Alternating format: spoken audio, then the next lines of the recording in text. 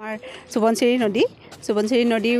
ওপৰত যি নদী বান্ধ হৈছিলে তাৰ বিৰোধিতাৰে যি আন্দোলন হৈছিলে সেই আন্দোলন এজন সাংবাদিকৰ দৃষ্টিৰে চাই সেই আন্দোলনকে আমি তুলি ধৰি আৰু সাংবাদিক এজনৰ জীৱন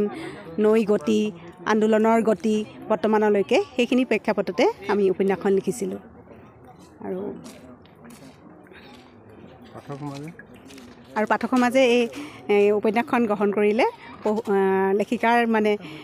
কষ্ট সাৰ্থক হ'ব পঢ়ুৱৈ সমাজক মই আদৰি ল'বৰ কাৰণে অনুৰোধ জনাইছোঁ ধন্যবাদ সোৱণশিৰিক লৈ আমি বহুত দিন ধৰি অসমৰ মানুহ সজাগ সচেতন হৈ আছে যদিও আন্দোলনবোৰ সময়ে সময়ে স্তিমিত হৈ গৈছে তথাপিতো সোৱণশিৰিক লৈ এখন উপন্যাস লিখাটো বৰ ডাঙৰ জৰুৰী কথা আছিল বুলি ভাবোঁ আৰু নদীবান্ধ কেন্দ্ৰিক এখন উপন্যাসৰ এনেকৈ সৃষ্টি হ'ল মানুহৰ মাজত সজাগতাৰ সৃষ্টি হ'ব বুলি ভাবোঁ আৰু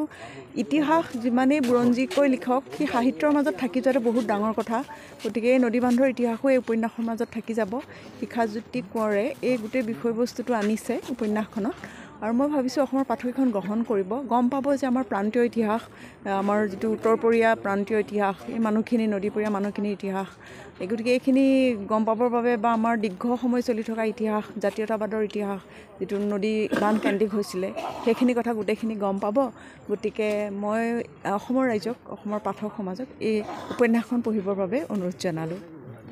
যিকোনো খবৰৰ বাবে যোগাযোগ কৰক 7099017330 লগতে 7099017110 নম্বৰত